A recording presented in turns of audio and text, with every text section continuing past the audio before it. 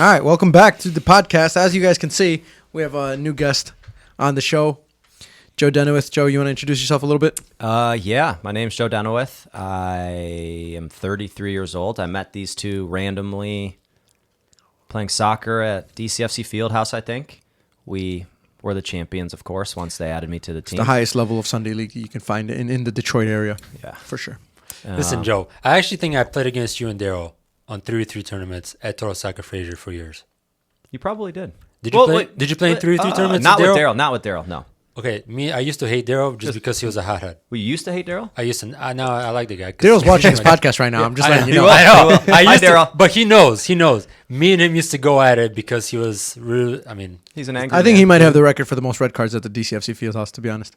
I Daryl, do He definitely remember does. being He's gotten a there couple for red one cards. of those. Anyway, so we're going to try and upload the podcast a little bit more consistently.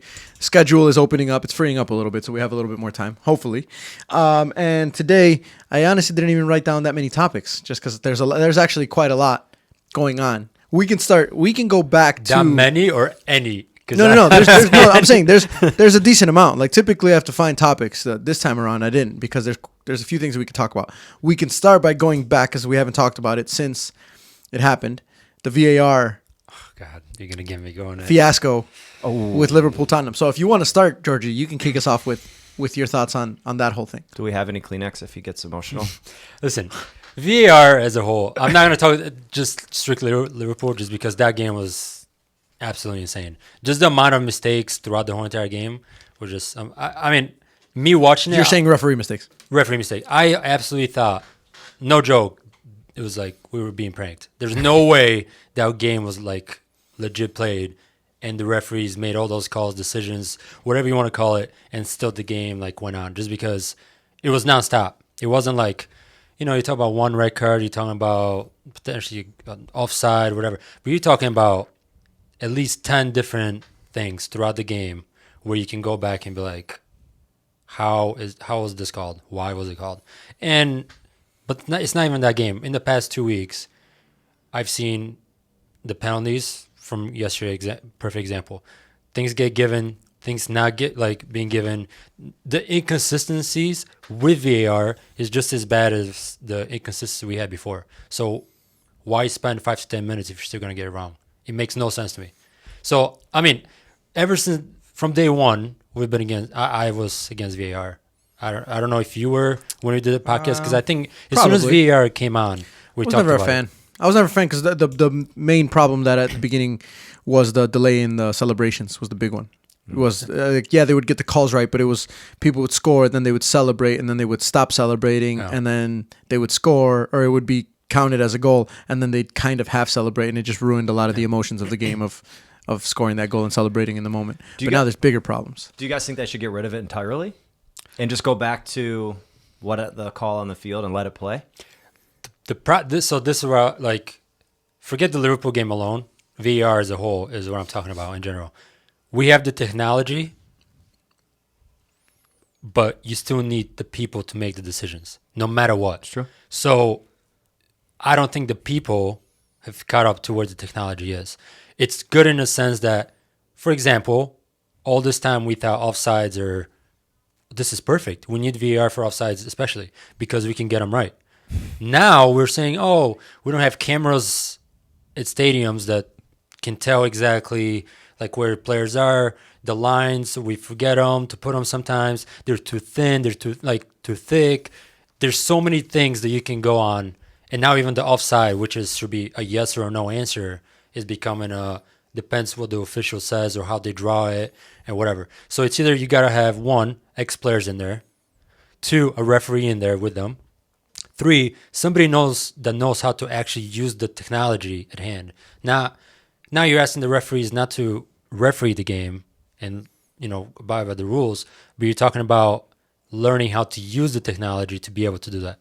So there's so many things that have to be fixed in order for VAR to make sense. Especially like I said, offsides are a yes or a no. It shouldn't be, the line is thin or thick. The camera angle is not great. We shouldn't have that. If you're gonna have the technology to say yes or no, it should be a yes or no. Not we're debating here talking about it. fouls, red cards, yellow cards. Again, you have the technology. You can review it. To Javi, it might be a red card. To you, it might not. Again, you're going back to people's thing. subjectivity of it.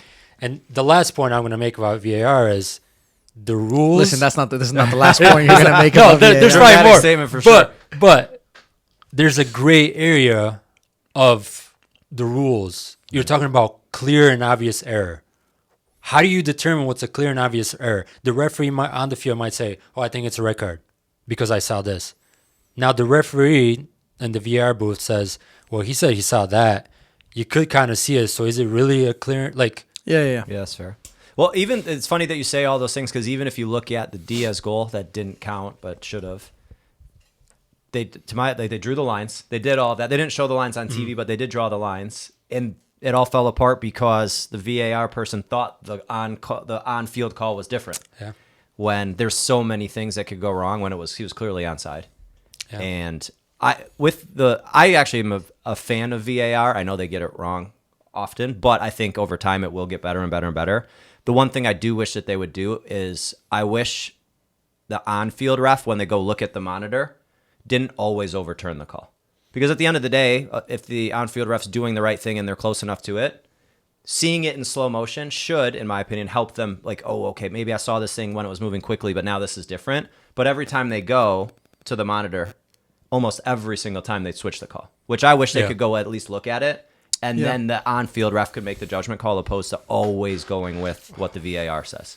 I think there's a few things that need to be fixed. First of all, the difference between this and like the goal line technology is that the goal line technology, at first there was a little bit of controversy, but not really because people were just scared that it wasn't going to work.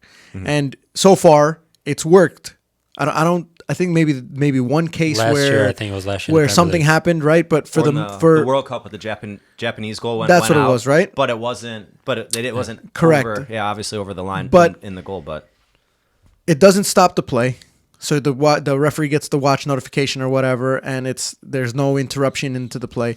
And if the goal line technology was like even 75 or 80% correct, people would have a huge problem with it because it's like you're putting this in place to essentially eliminate human error, and because of it, there's also still human error just in a different way. So that's why people are really upset about it. I think, in my opinion, if you're going to put VAR out there, what you need to do is you need to have a clear and open method of communicating the conversations going on in the VAR booth and the referee. So like kind of, I don't know if they do it in football, but like where the referee announces to the stadium what the call is.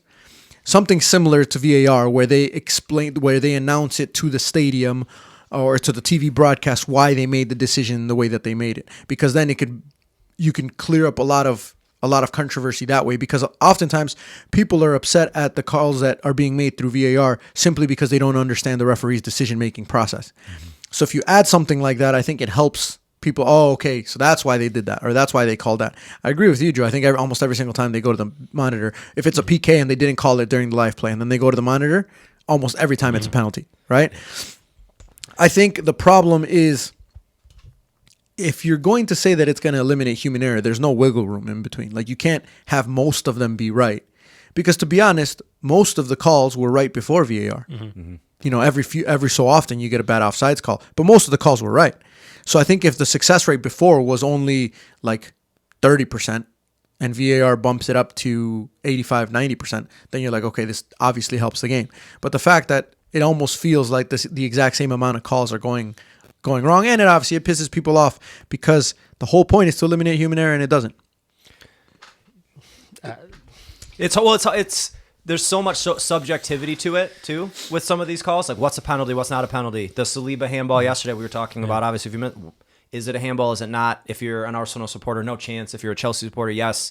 If you're a neutral, you're probably split down the middle, whether it is or it isn't. And the hard part with that is when there's subjectivity to it, you're always going to have that human error, where I almost think they should have it for things like offside, clear, blatant misconduct, or I would love to see it with second yellows, where some of these second yellows for embellishment that are completely not a yellow, where people are sent off, which does change the game, but I don't know. Here's it's a slippery slope because once you add things, remove them. Where do you Here's stop? the other thing that people were arguing about, because it was such a bad mistake, because it was clearly an error on the VAR and their communication with them and the referee.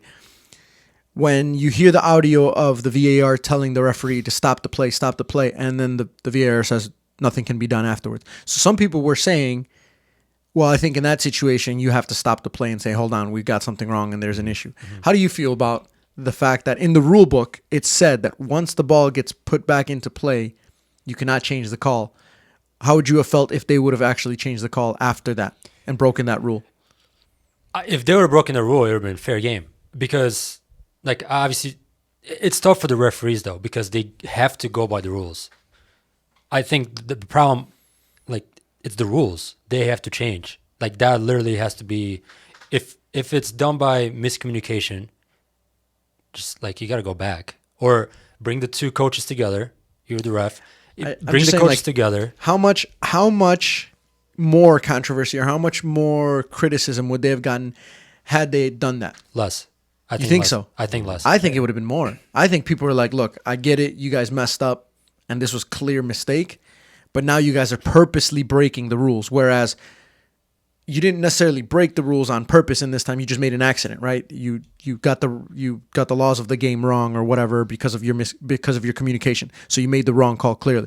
But now when you're actively breaking the rules that you set in place, now it becomes, well, if they're going to break that one, they should be able to go back on this play or on that play. I think it causes even more. But you're talking about different plays.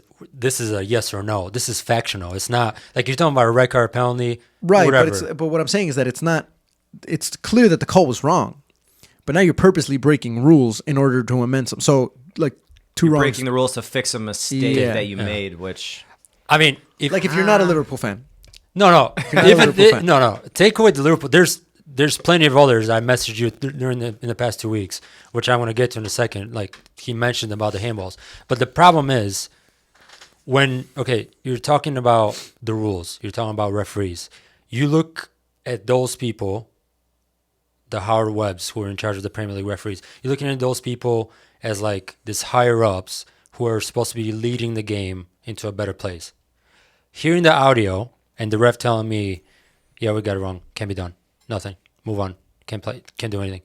That does not give you confidence of any sort of, like something like the Yeah. game is going to a better place.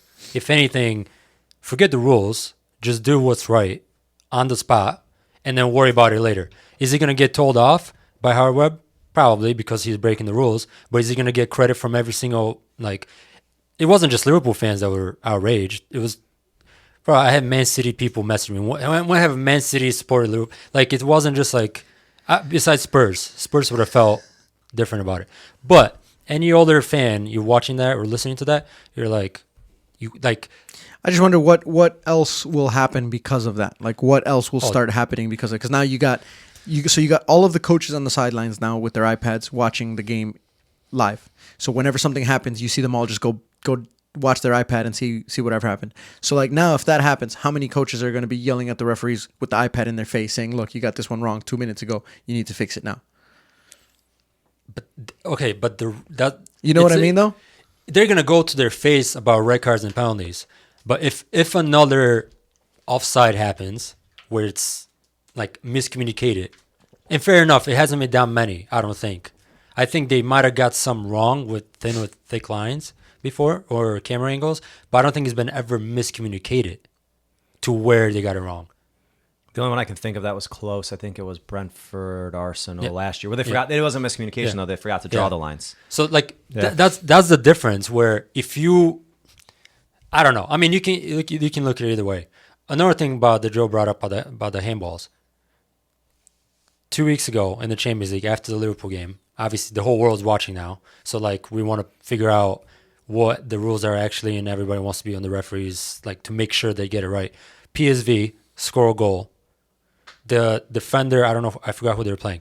The PSV attacker hits the ball. His hand is literally right here. It hits him on the hand. He goes down, dribbles past one or two more players, scores a goal.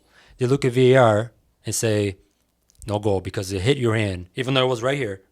And the guy tried to play it off around him. It just hit his stomach, even though his hand was here. No goal. Fair enough, because that's the rule, right? No, if there's in any moment leading up to a goal, there's a handball, it's no goal. Fair enough. That's the rule. The following day, Newcastle PSG. Cleary hits Lascelles in the hand. Newcastle score a goal off that corner, literally within like 5 seconds. Goal. In the stands. There's no there's just too many things that are going on. The handball one's a little bit more tricky though, because I don't. Can you if I told you to explain me the rule book definition of what a handball is nowadays? Could you? No, I couldn't. Exactly, I have no idea. Right. So that's the problem with that one is before it used to be hands in like an unnatural position is a handball, right? But then there's like the Saliba one is a good one because he's jumping up in the air. Unless you want to jump and look really funny while you jump head first. That's how you jump. Yeah. But that's different though. But his hand's technically extended. not in a natural position, if you want to call it it's a natural position for the movement that he was making, but it's not a natural position and he's making himself a little bit bigger the way he does it. But no, what I'm saying is that's a different situation of a handball. I'm talking about strictly the rule is if it's leading up to a goal in the same sequence, if it touches anybody's hand at all for any reason, that's the rule. It's a no goal. Are you sure? 100%. Did you look this up? No, it's 100%. Yeah, you're right. It's a 100% no goal. It's weird, even if it's even if it's in a natural position. Yeah. Because if it gives That's weird because offensive team an advantage Yep. in a build out or build up right towards a goal. And that's no goal. But in the Champions League, on the Tuesday, PSV gets it off. Newcastle gets fair play. That you can't have that. Yeah, the consistency is a problem as well, right? So and by the way, Saliba is not, to me, it's not a penalty. I didn't think it was a penalty. I understand why it's a penalty. I understand why he called it a penalty, and I don't think, even as an Arsenal fan, if I was the referee, I probably would have been more likely to give it because I understand the rule. Although I think the rule is the problem, not necessarily the fact that it was a penalty or not. Because I think that's kind of how it's stated in the rules, is like that meets the criteria for what a handball is to give a penalty. But should he be penalized for that? Absolutely not. That rule doesn't make sense. But even back to just the original point of VAR is to fix clear and obvious errors. Was not called a penalty on the field. Was it clear and obvious that this was stopping a clear goal scoring? It clearly hit his hand. Yeah, but the ref, even in real time, I think knew it hit his hand. But looked at where the ball was going, looked at the speed of, it's a super rainy game, came at him from, a foot, 2 feet away? Yeah. I don't think the handballs are clear and obvious, though. I think clear and obvious only relates to the fouls inside the box. I think handballs is which one is it? There's one type of infraction in the box that doesn't have to be clear and obvious. I don't. All I know is the one that we talked about. The Szoboszlai got pulled. It's the double jeopardy. I know that's the only one where that's the rule inside the box. Double jeopardy. If you're trying to go for the ball, they can't give you a red card if you're tackling. If you're not tackling, if you're just pulling on a jersey when you're not trying to attempt to win the ball, that's a red card. That's the only rule that I know inside the box. I don't know about anything else. But again, we're here talking. We've all played the game. We're watching every single day. We don't know what the rule is. Yeah. And that's the problem. It's the communication with the people directly from the referees. I think the truth is they hide. Right, because they don't have to do press conferences. Mm-hmm. They don't have to. I mean, the only time they ever issue anything is when they have to issue an apology to a team. But now you've counted, and I don't know how many. I mean, if it's a one apology, it makes sense. Okay, fair enough. They're owning up to it. But the fact that now they're giving apologies out left and right, it's like, okay, that doesn't help either, because now you're just showing how many times you've messed up. Clearly. I think yesterday in was it the Chelsea Arsenal game? At least the commentators were talking about. I think the commentators now can hear the VAR audio, it sounds like, but it's not public for the rest of us, so the fans in the stadium and don't know. And I think he was trying to tell us what's going on. But again, back to VAR. You're a referee, and you're already yesterday, for example, right? He doesn't make the call right away. Mm-hmm. He says, "Oh, maybe it is, maybe it's not." VAR tells him, "Oh, go look it on the screen." Mm-hmm. The first thing you look at on the screen is the slow motion, motion of the ball with his hand. As a referee, when you're first told go look at the screen, you automatically think, "Oh, I got it wrong." Mm-hmm. So in your mind, you're like, "I'm wrong." The second thing you see right away is the guy reached out like this and the ball hitting him. That shouldn't be the case. That also goes back to the who's the one that got the red card? Curtis Jones. Curtis Jones, right? They only showed that for the first 6 seconds. It was a still picture of that. It's like, And that's the problem because, of course, you're going to give a red card. right. That if you made the ref go look at the same, very similar tackle, the Curtis Jones one and the Kovacic one, I think, that if the ref goes and looks at it, if they make the center go look at it, he's probably going to give a red in a still slow motion. Yeah. But that was the other topic that people were bringing up was that they should limit the amount of slow motion replays that they give to the referees during the VAR looks, because if they show the Curtis Jones one in real time and they show how his foot went over the ball first or whatever, because it like slips over the ball and then goes in there, it doesn't look as bad as the slow mo when you just see, like you said, the image of him planting his foot. So I think obviously in slow motion sometimes things can look worse because you can see the detail, but in reality when the game is played so much quicker and you can see kind of the things leading up to it in real time, it probably gives them a different perspective. So instead of all of these like slow motion, they should probably also show some of the real time ones as well. Do you think it was a red card? The Curtis Jones one? Yeah. No, because I could see why his foot ended up in that position.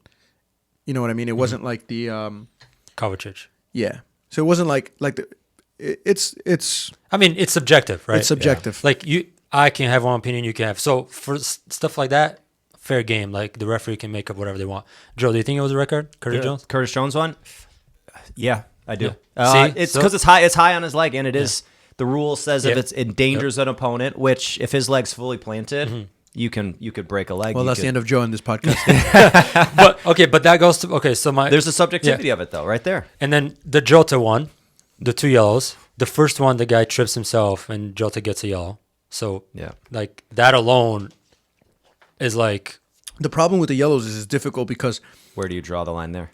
yeah, and also like you get one yellow, and it's really not that big of a deal. So it's like, are you really going to protest a yellow that's not that big of a deal? But then it turns into a big deal when he gets another yellow card. well, I'm just putting it into context because now we're talking about Kovacic. Right.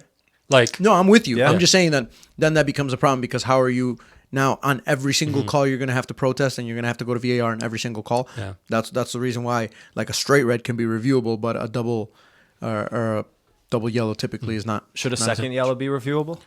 that would make Yeah, more but sense. see, here's the problem. Sometimes it's not the second yellow one that was questionable; it's the first one. Yeah, but Right? as a player, you should know, regardless of whether the Yeah. first yellow's a great call or not. You know you're what on you're on a yellow, so That's- you that's- should act differently. Exactly. That's the one thing I can't say. Jota should have never put himself in that position to get a second yellow. But people are going to complain because the first one was not Yes. a yellow. Yep. Yep. So then people are going to be like, "Oh, well, he shouldn't have a red." Yeah, but the second yellow was, and if it's the second yellow, he's on a red. So But- that's the again a problem. But okay, now we're talking about Kovacic and Jota. We're comparing those decisions. Kovacic had 2 1,000% worse tackles than Jota in combined, and he stayed on the field. The reasoning from Howard Webb was the referee didn't want to influence the game, so he didn't want to give out a red card because he just got a yellow, and 2-3 minutes later he made another bad challenge, so it's another yellow. Jota was sent off within a 5-minute period of like yellow cards. All right, George, I'm just going to ask you the question. Do you think there is something going on against Liverpool?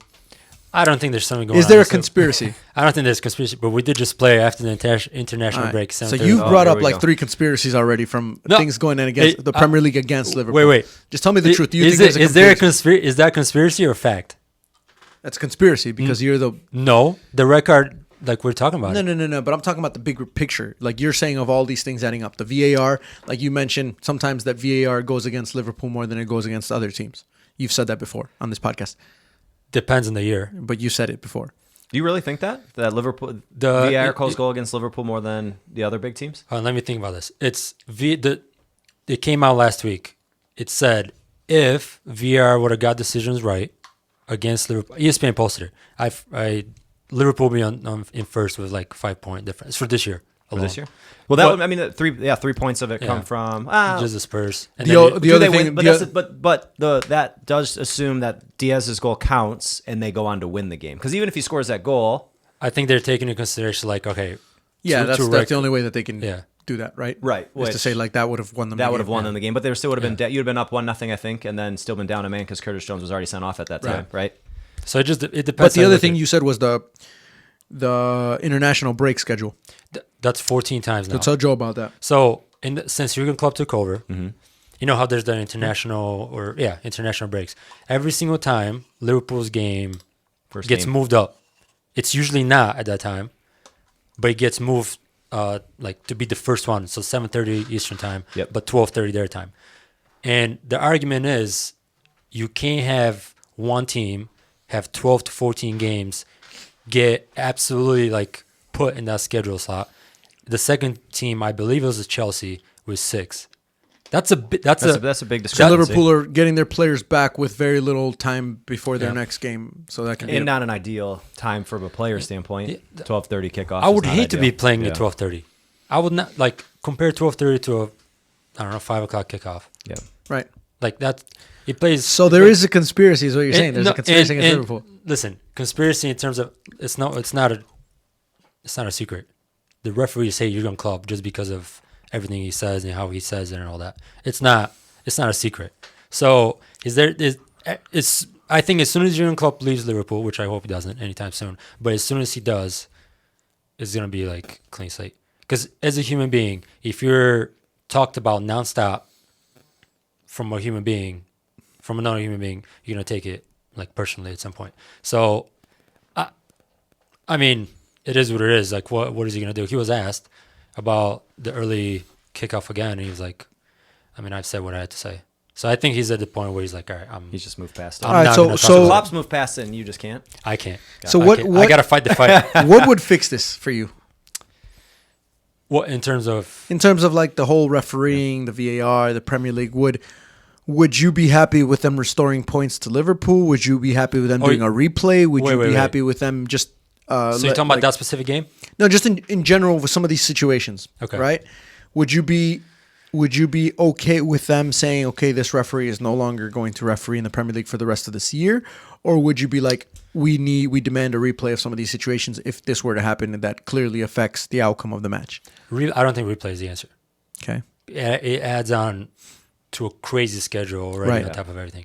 I think the real answer, the rules need to change and let them change the situation.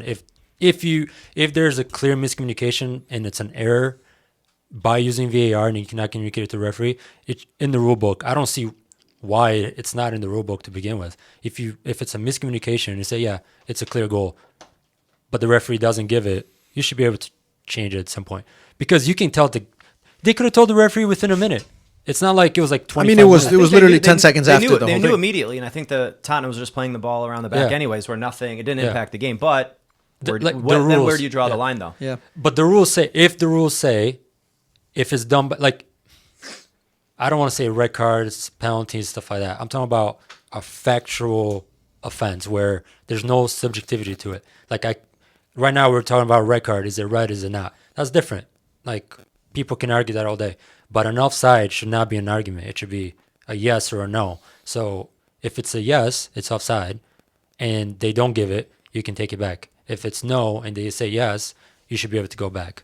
Like within, I'm not saying go back in the second half in the 85th minute. I'm saying like like in the audio, they realize it pretty quick that they messed up and they couldn't go back. At that moment, they tell the referee, he brings the coaches together, it's like, look, there's error and miscommunication. And it's a goal. Yeah, but that rule has to be put in place first before it can happen. Yeah, no, but yeah, that's what I'm saying. The rules need to change. I'm just saying, like, can you imagine if that would have happened at the game, right? He brings both of the coaches in and he says, look, there's a clear miscommunication error, and so we're gonna give the goal. How do you think Ainge he responds to said that? he wouldn't have let Spurs score or let Liverpool score, even though he knew there was an error. He said, I would not have let them score. Like Bielsa. Well, Leeds. right. I mean, if Like- they would have asked him to like fair play to Yeah. kick the ball back into the yeah. Like Bielsa 2 years ago, or is it 2 years? I don't Yeah, even it was know a couple what years you're talking ago. Where about. In one of the biggest games of the season, he let a rival in a heated game score. Yeah. Mm-hmm. What did that do? Leeds fans were annoyed by it. Yeah, but he got praise from everybody else. Like it was the right thing to do. of course. So because it was, and even what I don't even remember the exact. What was it? Because there was a guy I don't on the remember. ground I because he think was so. injured or something. Here's the sounds problem. right. Here's the problem with my suggestion of like referees should do press conferences is that nobody's on the referee's team. You know what I mean? So like when you do a press conference, you have your whole organization plus your fans and everybody who's going to back you, even if you're issuing an apology. If you're on an island by yourself and you go up there and you say, "Yeah, I messed up," there's nobody supporting you. That's where an issue. I mean, here's a quote that someone once told me is that if you're a referee, you're at least 50 50 to 51% wrong because you're at no matter what decision you make. Because whatever decision you make for this team, even if it was the right call, this team is not going to be happy, especially at the professional level. Where like you see these guys getting upset at the referees when a goal kick is given when they know it was a goal kick, but they're trying to get a corner kick and they go yelling at the referees. So like you're always going to be wrong. So I think it's less about like that. I think probably that's not a good suggestion. Is that? So but I do think what I'm saying is that there just needs to be more open communication throughout the whole situation, live in game. Australia does because then you can. What do they the do in whole Australia? world can correct this referee. The whole world will say like, "Oh, hey, everybody needs to chill out because clearly that you guys are miscommunicating or whatever." But I've seen that. Australia do it. They go to they have mic, and as they're talking to the VAR, everybody can hear what's going on. Like, so they're like mic'd up. Yeah, they're mic'd but up. I think whole it's during the stadium can VAR hear. checks, Yeah, right? during the VAR check. understand. And then when they come back out to explain what happened, they're telling Everybody all what happened. Like U.S. Women World Cup, U.S. Women, the World Cup, the Women World Cup, where after they went to VAR, they made the decision, they came back out, and they said, we called penalty, it wasn't, we reviewed it, it's not. No, Yeah, like, and at least explain, just yeah. like what to your point in American football Yeah. they do, where there's some level of announcement opposed to just what you see on the screen disallowed. And I think the other thing is that they need to make referees more relatable. They're like, it's clear that people don't like referees already, right? Nobody says, man, one day I want to grow up and become a referee because people hate them already.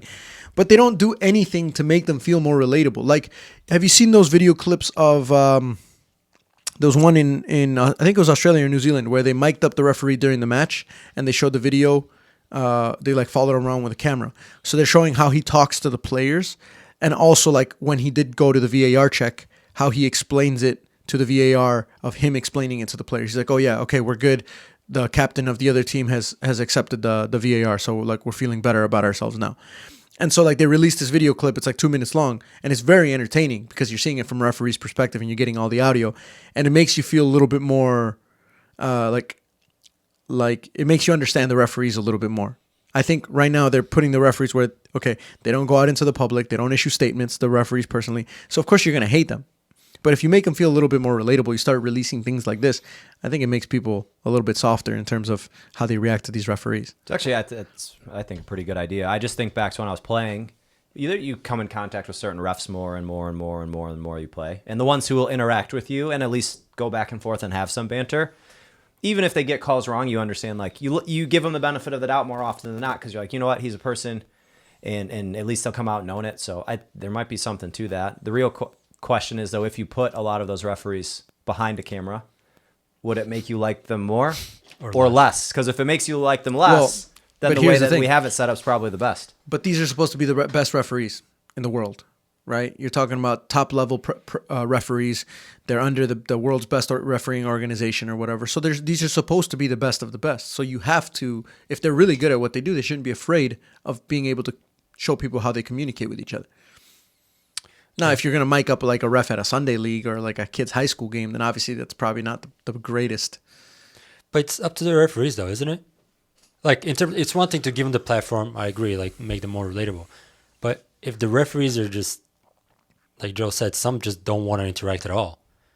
So, like every ref is different. You can like when we watch, we don't hear what they say. Yeah. But a lot of them are like very closed off. Like, But don't talk to me. Don't this talk is to all me. this is all training that they have Yeah. at the Premier League, right? Like in the younger levels or the not so advanced levels, they don't get this type of training. But I'm sure when they go to these refereeing courses and seminars and all that, the proper training that they have for being Premier League refs, for example, they tell them how they need to talk to the players, what the verbiage is that needs to be used. They don't just say, okay, you can be a referee that says don't come and talk to me, and you can be a referee that can chat with them the whole game. I'm sure there's like this is what you can do, this is what you can't do, this is how you're supposed to talk to players. They're supposed to be the best of the best. Maybe we can get some on this podcast. That's actually not a bad idea. Then we can Train train him we'll up. get a referee Teach- on the teach him podcast. how to Let's talk. reach out to Howard Webb and see if he wants to come and explain himself. If you watch the first 25 minutes of this, he's not gonna he wanna definitely come in. won't. No, All right, there's just a lot that. So clearly that was not the last piece of your Yeah. take on the VAR. Yeah, I mean, just I don't know. Well, let's move on to some of the more recent games. Let's talk about the game yesterday, Arsenal versus Chelsea. Analysis video is already up on my YouTube channel, so people can already see it. Did you watch the game? I didn't watch the game. Yeah. What are your thoughts? I honestly, if Chelsea don't make that mistake for the first goal, I honestly think they just help. Like, 2-0. yeah, but maybe Arsenal end up scoring in the last like 5 minutes or so. But that goal changed the whole entire, like the mood, the players, the confidence. Mentally, Chelsea just went downhill. Like you can just tell after that goal. First half, very, very frustrating for Arsenal, I would say. Like the whole entire first half, maybe glimpses of chances here and there, but it was literally mostly Chelsea. Maybe not controlling the ball per se, but controlling where Arsenal have the ball. Yeah, 'cause So- Arsenal had more possession, but Yeah. Chelsea was completely fine with that. Yeah. So it was a really good game to watch tactical wise, like the tactics between the two coaches. And I've said it before, I think Pochettino is an amazing coach. I think he's at some point it has to click for him at Chelsea because I really do think he's a really good Well, coach. it's starting to click. Starting to click. But I mean, I would say it was a fair 2-2 is a fair outlook in the end. Like, Arsenal second half was a lot better. I think the certain changes made Arsenal look a lot better, but it just, I don't know. Arteta's, I think at this point, he's trying to do too much in terms of Turning into a mini Pep in Champions League finals. Exactly. I think Or semifinals? he's trying to go to another level, take Arsenal to another level from last year, when you don't need to change too much when you're already like challenging Man City. Like right now, it's like, oh, I'm gonna outsmart the other coach, or I'm gonna try and take the team to the next level. You're doing a lot worse when you're trying to do too much at the same time. I think it's just like You just think he's overthinking? he's overthinking, trying to make them better, when in reality, last year was just it was fine. It was just Man City were just that good. So I understand you want to take it to the next level, but at some point you just kind of have to take it back to basics. And it was really working last year. Like it took it. You guys took Man City until the final few weeks of the season. So it was like Yeah. I don't know. So I don't know. That's just my thoughts. What I do you mean, think, Joe? you two guys are Arsenal fans, so I mean, I think I agree with a lot of the things you said, Georgie. I think Arsenal's lucky to get away with the point. Kind of to your what you mentioned in terms of if that mistake doesn't happen, Arsenal was, I think, grasping at straws in that game. The first half they were completely and totally, I think, outplayed and outcoached. I was disappointed to see some of the players like Saka and Odegaard go missing. Jesus, same thing. In a big game, those are the players you need to, even if, because Pochettino did a great job of tactically moving things around to take away the way Arsenal plays. But if you want to be a top player and you want to win big trophies, you have to find a way to get on the ball and make things happen. I think Arsenal pivoted away from playing the ball into Saka after 15, 20 minutes because they decided that Cucurella had him on lockdown, so we tried to play different ways. I wish Arteta would have made some changes earlier in the second half. I did like the fact that he brought on Tomiyasu at halftime. I thought that was a good move. But I would have loved to see him make a change in the 50th, 55th minute to give us more time. Because if you do want to win the league, you have to turn some of those bad performances into 3 points, which we were close to doing.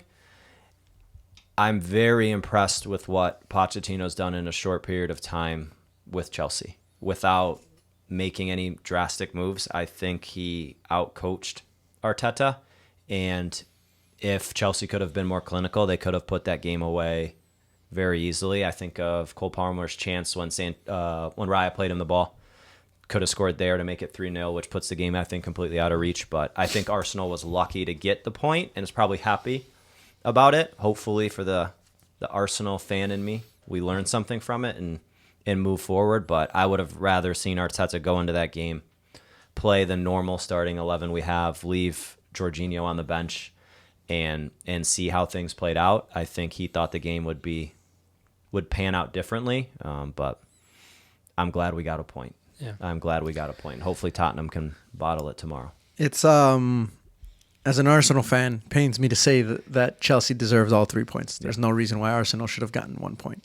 No reason. I mean, in the first half, and like you said, Georgie, like when they were up 2-0 in the second half, it looked like the game was dead. For like the 15 minutes after they scored that second goal, it looked like the game was dead. It looked like it was just going to go on.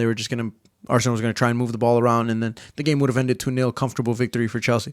And then obviously the mistake happens, and then when the mistake happens, things change around, momentum or whatever.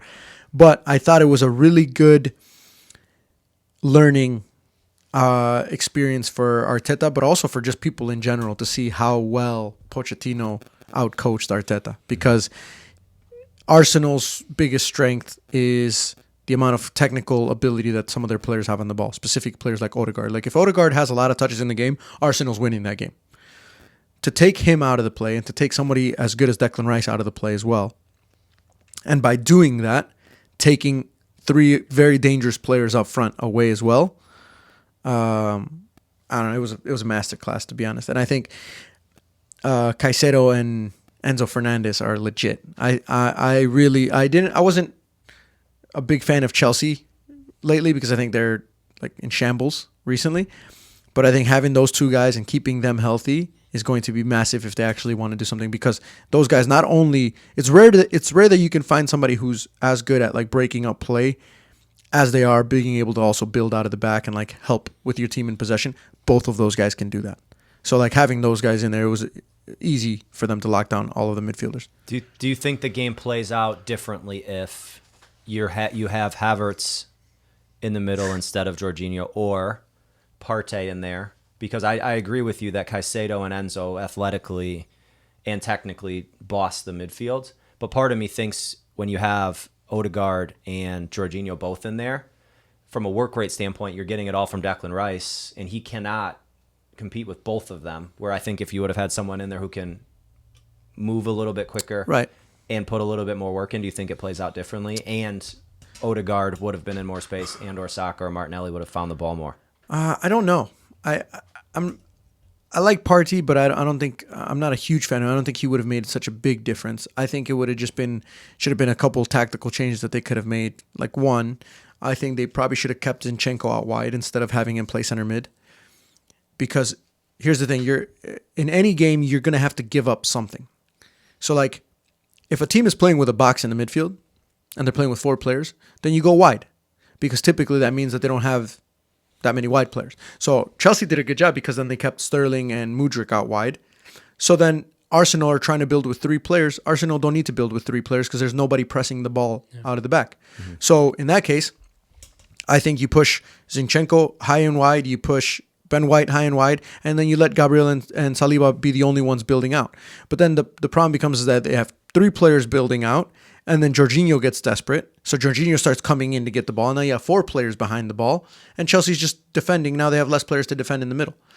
I think as much as Arsenal are good on the ball technically, I think that's one of those games where you just have to kind of let it go down to individual quality. You have to start giving the ball to Saka and Martinelli and just saying, go run at Cucurella and go run at Gusto. And then if you guys get into the attacking third, Ben White, go overlap. Zinchenko, go overlap. Make it a 2 versus 1 because they have the advantage in the midfield. So let's give up the midfield this game and let's get the ball in wide areas and see if we can get some crosses and some shooting opportunities. So I think and I think they try to match the 4 in the midfield by putting Zinchenko in the midfield. Mm-hmm. But now there become so many players in the midfield that Odegaard and Rice are never going to get the ball. And if they get the ball, it's within such a tight space that they're not going to be able to do it. Yeah, exactly. And it's an easy outlet once Chelsea does win the ball with one good, not even good pass. There's so much space that Zinchenko left. You play it out wide, and then Cole Palmer can go get on the ball. Same thing if Ben White's forward, they can play it that way. That's such a Pep move. What? Zinchenko in midfield. I know, yeah. which is why it's kind of funny. I know it is. It's straight up Pep. But it's kind of funny when like Tomiyasu came on the first like 30 seconds of the game. Tomiyasu's like supposed to be playing left back, and he just goes center mid. He just goes play center mid. So like, yeah, these are tactics that maybe in this scenario I don't think worked. I do think the best player on the field in the first half at least was Gallagher, and I watched Gallagher, and the first goal was Arsenal. Arsenal's always going to press well. Arsenal does a good job of pressing. However, again, in a press, everybody's got to be doing their job because if one person's not doing their job, it breaks down. So Saliba is like kind of trying to cheat. The ball somehow kind of luckily gets to Gallagher, but Saliba's in the wrong space. Gallagher turns and then drives forward, and then from there they've broken the press. Literally, I guarantee you Pochettino in the locker room was like, all right, if you guys get the ball in the midfield, you put it straight on at Sterling's feet. give it straight to Sterling. Because as soon as they got the ball in the midfield, because they had the 4 and they had the extra, and they were able to turn, boom, straight to Sterling. And so, like, it's also misleading because then Sterling gets the ball, and you're like, okay, well, they don't have any center forwards. So now what are they going to do? And Sterling had a very good game. Because I think if Sterling has a bad game in the 1v1s, it's a completely different game. Because then he just keeps losing the ball, Arsenal win it back. But Sterling had such a good day where he was just going down the line, turning players, and then waiting for the right time. Because then as he gets higher up, then all of a sudden Gallagher and Palmer are getting into the box. And then next thing you know, there's a penalty and you're up 1-0. So, and then the Mudryk goal was lucky, but it was the same thing. Get the ball, get it out wide to Mudryk, and try and get Gallagher and Palmer to run into the box. And then Mudryk crosses it into the back of the net. It's insane to think a few months ago, or even in the past, 2 years now, Chelsea spending whatever it was, billions to bring players in, and you're going to have Conor Gallagher as your captain leading the charge of like the resurrection of Chelsea. He was good. He's good. He dribbled. There was one play where he dribbled through 3 of the Arsenal players in the midfield before he pinged it out wide. When he was out, I think it was out wide left. He turned Ben White, and then he dribbled past Saliba as well. I honestly, to your point, thinking about like the 1v1s, that really, if you look at it, was the difference. Like if you remove the tactical advantage that I think Chelsea had, even with all of that, if Martinelli or Saka can play better 1v1, the game's different. If Ben White can have a normal Ben White performance, which he normally wins most of his duels 1v1, and he was eaten alive by Sterling most of the game. Zinchenko's not the greatest 1v1, so I'm not expecting that as much from him. But from a battle standpoint, if any of those go differently, or if Saka can even turn Cucurella 1 or 2 times in the first 30 minutes, all of a sudden I think the game changes, which, to my point, and like that's where I'm disappointed in those players, where you have to keep demanding the ball even if you're getting eaten like Saka was to hopefully change it. But I mean, that's where they make their money, right? Like the big players need to be stepping on in the big games. But with that being said, we're talking about all of this, and the game was 2-2. So, like, champions always find ways to at least get a point. And that's what I said. That's what I said in my analysis videos. Like the way Arsenal's been playing lately. Now this is very different than Arsenal a couple years ago. Arsenal a couple years ago lose that game 2 or 3-0. Because they just crumble. And now it's a very difficult side to beat. They had, by the way, before going into this game, and I don't know if it's still the same, but before going into this game, at this point in the Premier League this week, same record as the Invincibles. it is Same exact record as the Invincibles. Let's Let's go. Yes, I like where your head's at, Javi. Well, it also too, if you look at the one thing we haven't mentioned with the game, it's coming off of a 2-week Oh, Georgie's. are you sad it's gonna happen again? It's not going to happen. No. This man has lost the plot. I didn't say any. I simply stated a fact. Just like your 7:30 a.m. facts. That is No conspiracies, just facts. No, but what I was gonna say is that coming off of a 2-week international break, and coming off of arguably the biggest win Arsenal has had in almost 10 years outside of like an FA Cup final, beating the team that you've been trying to get over the hump for. And then to go down 2-0 and still salvage a point, I think we are being somewhat critical. But to be champions, you have to find ways to get points whenever you play. And they did in a rainy, very rainy Which game. brings us back to another topic that we've been talking about lately, which is the Raya versus Ramsdale argument. Now, typically, if you weren't here, Joe, I think Georgie and I would probably both say that Ramsdale's got to get back on the pitch because Raya's had.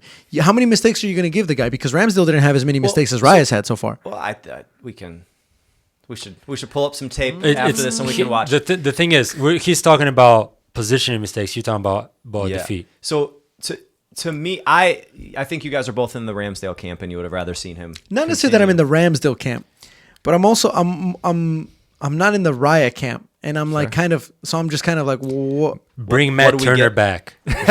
Honestly, at this point, no. But what I'm saying is that it almost looks like Arteta has clearly wanted Raya for a long time, and so typically, as we've said, a goalkeeper will make mistakes, and when a goalkeeper makes mistakes, you replace him. But when a goalkeeper, not saying that Ramsdale didn't make mistakes, but Ramsdale was probably one of Arsenal's best players. I mean, he was in the Premier League Team of the Year or whatever. and he was playing pretty consistently well. So if you're going to bench him, you have to bench him for someone that's going to be clearly better than him. So people won't get upset because everybody got upset. Well, why are you signing this guy when your goalkeeper's very good? So now people are upset because obviously this guy's not performing perfectly. So now people are like, well, why isn't Ramsdale in the field? See, I was a huge fan of Ramsdale when we signed him, and I was a huge fan of him for a large portion of the season last year. The thing that frustrates me with him, and we talked about it a little bit this morning, is to me the best keeper in the world, bar none, is Alisson. And when you watch him play, he very rarely makes full stretch, bottom corner, top corner saves. But he does make incredible saves off of very vicious strikes all the time. I think of he kept you guys in the game 2 or 3 times against Tottenham. There was another game earlier this year. Was it against Villa? I think it was a volley, and he saved it with his left hand from like 10 or 12. It might have been against Newcastle. Could have been, yeah. Almiron, I think. Yeah, Almiron saved against Newcastle, and it didn't look. Obviously, it was a credible strike, and he got his hand up to it. But his positioning is so top notch. I think that's where he sets himself apart from other keepers. And the thing I like about Raya is, compared to Ramsdale, I think his positioning is better, which I do want to talk about the Mudryk goal and where could he have been and where should he have been in that scenario. But I genuinely think that Raya controls the game better. He's better with his feet. He's better with his hands. And when I say better with his hands, I mostly mean in terms of crosses. And when he gets his hand on the ball, he catches it. Where Ramsdale a lot of times will make great saves, but puts them back into dangerous areas and struggles when people are whipping the ball in. And if you look at Raya's mistakes, the big ones he had a big one yesterday when he's lucky it didn't turn into anything. But he also, I think, made an amazing save by getting out to Palmer and getting a hand on it. And then but that doesn't count though. You can't. Why? Because you can't say he made a good save after the mistake that he created. Well, he still made the, like if you're talking about a different, if you're talking about a different one, well, if you're talking about a different, like if you're talking about he made a really good save throughout the game and what about in a different play, the save against Tottenham that most people don't talk about on when Tottenham works the ball down the right hand side, they cross it across. Yeah, and he gets across and makes an unreal sprawling save, amazing save. Yesterday too, he was in a 1v1 against somebody, and he just lunged and got the ball with 2 hands. You remember that? Yeah. I forget who it was against. Do you think he's that much? Do you think he's clearly better than Ramsdale then? Yes. And the thing that did it for me, I was watching a training session between the two of them. And that, for me, was the difference. Because watching keeper trainings, obviously, number one, is kind of weird. I was weird how I even got to that. But YouTube Shorts. Yeah, YouTube Shorts. Yeah, exactly. But Ramsdale would be making one-handed saves and pushing the ball wide or over the bar. And in the exact same drill, then you put Raya in, he's catching the ball with 2 hands. And when you watch goalies do the same thing in training back-to-back, if I'm Arteta and I see that, and I'm talking to my goalkeeper coach about it, I'm probably going to make that move. And that is what, and then you watch it in a game, and that's where I think Raya does better than him, is when the ball is around him, it is normally engulfed by him, and then Arsenal has possession and the play keeps going. I do think Raya has a better presence, and that goes a long way with goalkeepers, is the presence that you have as a goalkeeper. I think Raya has a better presence than Ramsdale does. I will say, though, with all that being said, I do think it's very harsh if I'm Aaron Ramsdale to be sitting on the bench now and saying, dang, I went from where I was to where I am now, because he hasn't made a ton of mistakes. But even, I think we talked about this, the Fulham game, the when Saka turned the ball over, to me, yes, Saka turned the ball over. Ramsdale should have found a way to save his team. And that's where Alisson does phenomenal. He finds a way to save the team and keep Liverpool in games, and Ramsdale couldn't do that. And to me, that's what you need to overtake someone like City. I wonder if I'm Ramsdale, though, I'd be looking for a different team. Oh, you have There's one thing to stay and compete for your position, and another when it's clear. It's clear that you're not the number one. Yeah, exactly. So if I was him, I'd be like, okay, well, I'm going to go somewhere else because I thought I was playing pretty well, and it's clear that this guy is your number one. So I should probably go somewhere else if I want to get some playing time. And if you want to play on the national Do you think team. there's any chance of Arteta benching Raya soon? No. No. This is how I look at it. So last year, you guys are challenging Man City for the Premier League with Ramsdale in there. Arteta on a lot of interviews has talked about how he likes his goalkeeper to be really good with his feet. I think that's the only... I don't like... Whether one is better than the other in shot stopping and making those saves, I don't know. But that was the main reason why I think Arteta wanted to bring Raya in. Just strictly based on the way Arsenal plays, so he wants his keeper to be really good with his feet. The problem with that is when Raya has clearly not been that much better than Ramsdale with his feet. Yes, he can get the ball to his feet and pass it right to left. Ramsdale did it. It looked more awkward, but he still did the job. The problem becomes when Raya now, this season, I don't watch every single Arsenal, but I can count 4 or 5 mistakes where it's led to a goal. Talking about the Champions League one? The Champions League one.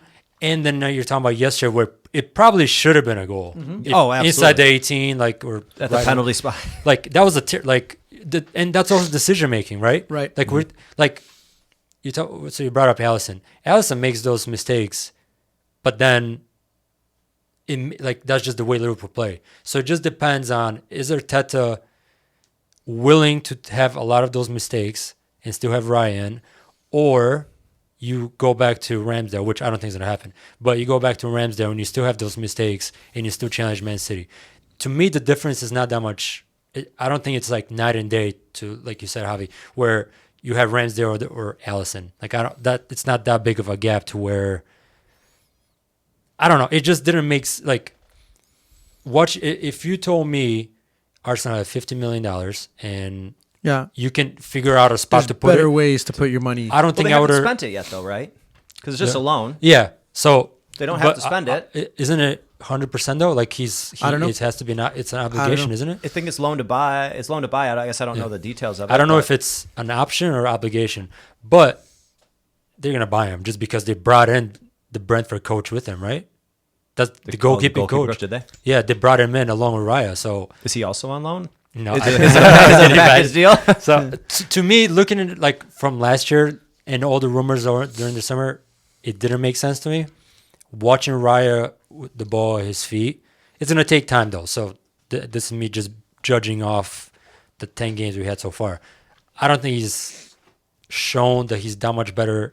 I think he looks better in terms of it's more natural to get the ball to his feet. Because I think Ramsdale looks very, very odd and awkward when he's like... Because he is good at playing with his feet. He's good at it. So Ramsdale. I don't think that would have been... I just think Arteta had his mindset, and that's just it. I think so too. It's not, are you going to fight for your spot? No, he's here to stay, and you're just done. And also, again, I keep going back to this. When Arteta said in the press conference about making subs in the 60th minute of goalkeepers, that's like beyond Pep type of stuff. I've never heard of any coach. He's trying to level up, man. I've never heard of any coach talk about, I'm going to make a sub during the game. And I think you brought it up of why you could see him doing that, just because games change, maybe you're going for it or something. I don't know. But that's just I don't know. The whole goalkeeping situation in Arsenal is just a huge mystery. Well, that's like an unwritten rule, right? Same with your center backs. You don't typically sub your center backs. Yeah, unless you're chasing a game. Right. Or if someone's Unless on it's a a yellow clearly- and you're super worried that they're going to... Right. Even more so then, with the goalkeeper. Even when goalkeepers make mistakes, they say don't sub your goalkeeper, because if they make a mistake and you sub them because of that mistake, it's like showing a lack in confidence, and it can create a lot more issues off the field. So that's what they say. Even if they make a mistake, support them and keep them on or whatever. I don't know if Arteta's gonna get to that point yet where he's gonna start subbing goalkeepers at the 60th minute. But if your goalkeeper, if you feel like your goalkeepers give you two different things, which is kind of rare because goalkeepers are typically meant to do. To save, same thing. Nowadays, goalkeepers are a little bit more versatile. They can build out of the back, things like that. So I understand if you do that. Let's say Ramsdale was clearly the better shot stopper, but you need somebody who's going to help you build out a little bit more, because now you're going to start pushing numbers forward. So then you put Raya in, and Raya is playing like a center back, and you just start launching things, and he starts spraying balls out wide. I could see that tactical change, but I don't know if it's... You have 10 other players where you can make Make more of an impact with the substitution. But like, think again, going back to this point, Chelsea sits back and Chelsea's not pressing, right? So Chelsea's not pressing with anyone. They have Sterling wide, Mudryk wide to prevent them from being able to get over there. They even tuck in a little bit, and then you got Gallagher and Palmer sitting as the two attacking central midfielders. So you don't need 3 players building out. So let's say you don't even need 2 players building out. Now you just put Saliba, for example, and Raya. And you just haven't passed the ball back and forth until something opens up either in the midfield or out wide, and you start launching the ball a little bit more forward. But then where's Ramsdale coming? Because if that's the situation there, No, but what I'm just saying is like if that's how you can use a goalkeeper to make a tactical. yeah. But like Tactical change. in the Arsenal lineup right now, when do you use Ramsdale? Like in what situation would you? Like for him talking about like where I'm does saying, it make sense to change from Raya to Ramsdale in the what I'm game? saying Like is what does the game have if to have happen? Ramsdale was still there and that's why he wanted to put Raya in. oh okay Yeah, and like that, and so Raya gives you that's why. So like if Ramsdale's in the first 60th and then 30 minutes at the end, you want to give Raya a go because of that. That makes a lot more sense. But like for example, yes, right now, if Chelsea did press, I feel like the goalkeeper gave in the game's worse different. situations where like tighter, where somebody's coming at you with the ball at your feet. So I wouldn't even know who do you like in that situation. Who's better? Like probably still Raya, but then the game opens up a little bit. And you don't have to worry so much about that because now you have players in the midfield who are going to be able to get the ball for Arsenal. listen, if Arteta wants a goalkeeper to play out of the back, you guys are gonna have a lot of like I thought you were about stress to say. problems. I thought you were about to say he should watch your Sunday League highlights. Well, that too. Those are world class. However, like speaking from Allison, because he does do that a lot, the amount of curve turns and things that he does, man, Kicking the ball off Benzema in the Champions League. It's So let's scary stuff. Why don't we revisit the table so we can get some of our predictions out here, because Liverpool is now in 3rd. Congratulations, Georgie. They are 1 goal difference or +1 more than Tottenham, which is why they're in 3rd place and instead of Spurs 4th play place. tomorrow as well. So Oh yeah, they do have 1 game. At home- They do at have home 1 to game in Fulham, hand. with Yeah, Fulham, so Manchester City, Arsenal, Liverpool, Tottenham, Aston Villa, Newcastle, Brighton, Manchester United. We haven't talked about your boys, Manchester United, at all. It's not your boys, but not my boys, far from it. But what I was gonna say is, when we started the podcast, I think it was the beginning stages. We talked about this topic a lot, just because it was when Ronaldo was going through it with Ten Hag at the time. yeah. And everybody, for the most part, went on Ten Hag's side and said Ronaldo's the problem. Now But it's not a crisis though. I mean, it's everybody's unhappy. So you're saying with Ronaldo it would have been better than it is right now? I'm saying the people made Ronaldo to be the scapegoat, and now you have Sancho who's the scapegoat, and then you have Maguire to be the scapegoat. There's just too many scapegoats within a year or so, and you're still not. Has Ten Hag made Manchester United any better? Technically, no, right? Yes and no. If you look at standings and stuff, technically no. Like what place are they in? I think they're in like 7th or 8th. And there's absolutely no way. And it's the Premier League, so I understand. But there's no way you should be pinned back against the worst team in the league, by Sheffield, yesterday. I don't know if you got to watch the game or not, but they ended up winning. That's great. So you got to win those games. But it doesn't give me any confidence of watching them play. That there's too much drama behind the scenes it's always something or somebody that's coming up. Sancho, and like now he's completely closed off. He's not going to train anymore. Right. Unless Has to he apologize or whatever. Like there's always something in somebody coming out with like a problem within the locker room, and it's just never ending. Like so far, and it was really good last year at one point with Ten Hag where they went like 10 games undefeated or whatever. But then it's like you can't. There's 38 games. You can't just do 10 games, be good, and then the rest you're average. So Yeah. I don't know. I mean, I still and then the whole ownership. Do you think they get Europa League, or do you think they fall out of that? What is that? Top 6, 5th and 6th? Honestly, they might fall out of that. You think so?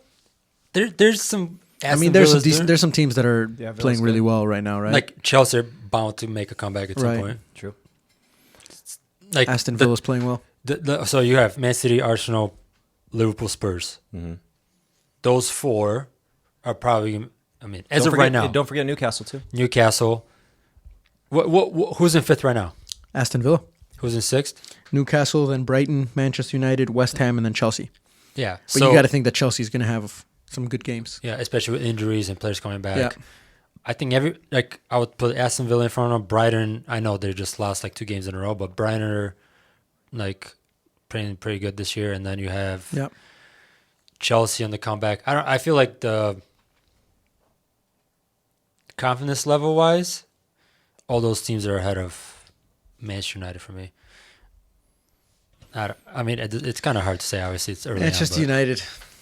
Joe, what do you think? Do you like one? Do you like Ten Hag? Are you a fan? Do you like it? Like, do you think they need a whole rebuild where they need to just get rid of everyone? I don't know. I mean, I look at where they finished in the table last year, and it was good enough to get them into Champions League. So there's that. So like when we say are they progressing, I think results wise they are, but to me watching the games, I don't see the progression that the results are if that makes sense. Mm-hmm. They don't line up to me. So do I think they need a whole rebuild and get rid of Ten Hag? I probably no with getting rid of Ten Hag, but I do think they need to get a lot more players and a lot better players. The problem is they have a history of spending a lot of money and not getting what it's worth. I mean, if you look at some of the players they started yesterday, and Harry Maguire and Antony, insane amount of money spent on those two, and what do you really get out of it? Part of me thinks their biggest problem isn't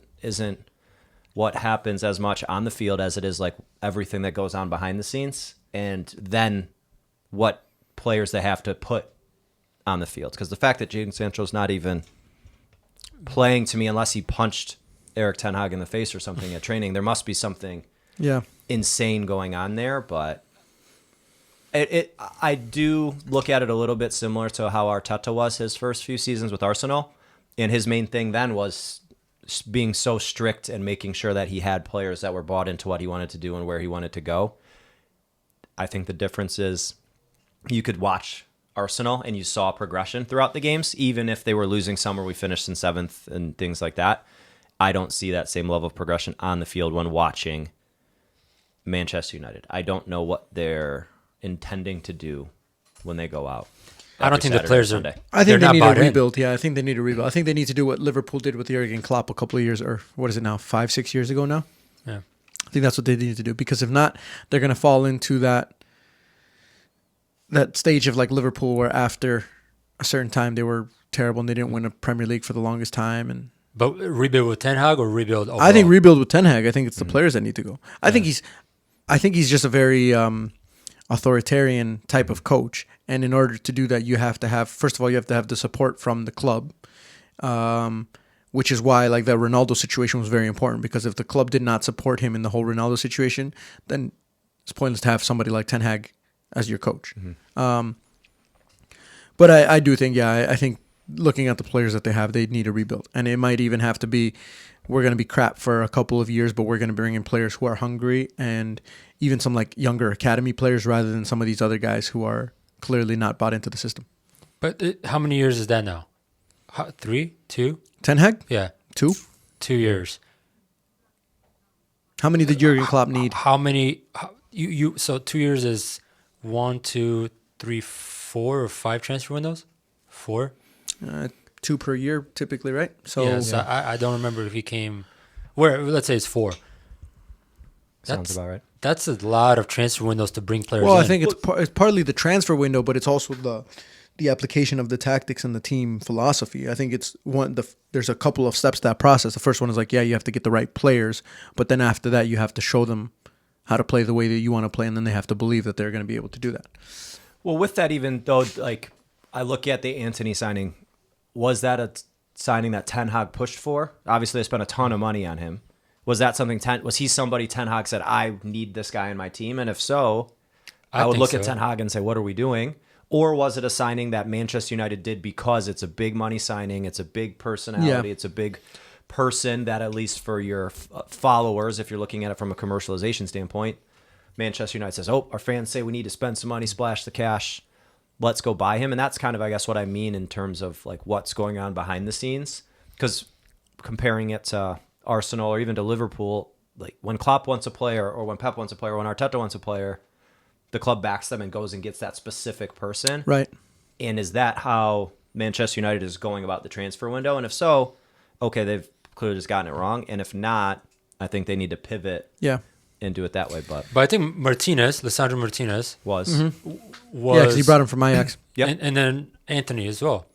Anthony, like the same. Yeah, and I think those two were his main. Someone like Ten Hag would surprise me that he didn't have that in the contract, that he was going to be in charge of the transfer, or that he would have the final say. Because coaches like that typically put that in the contract, that they need to have the final say on the players. Because, like to Joe's point, that's very important that the head coach plus the sporting director, whoever's in charge of getting some of these players, have to be on the same page. Because otherwise, they're throwing players at you that don't fit your philosophy. So Chelsea. Yeah. Right? Just buy everyone and then hope it works. Loan them out and figure it out later. It's crazy. They had to make the locker room bigger or whatever. They said that they were, literally the players were saying that the locker room just wasn't big enough for everybody. So it's like... That's crazy. It's insane. But anyway, I think we got to end the episode. I think that's enough for today. We're pushing an hour, a little bit more than an hour. But we'll do this more often. Let us know in the comment section if Joe is a good addition. Because if not, next. On to the next one. And if you have any questions, things you want to talk about, whatever, then just put in the comments. I'm sure Javi won't read them, but it's okay. Because Javi has committed to responding back to more of the followers out there. To all 3 followers of this podcast. All right. Well, yeah, thank you for joining us, and we'll catch you in the next one.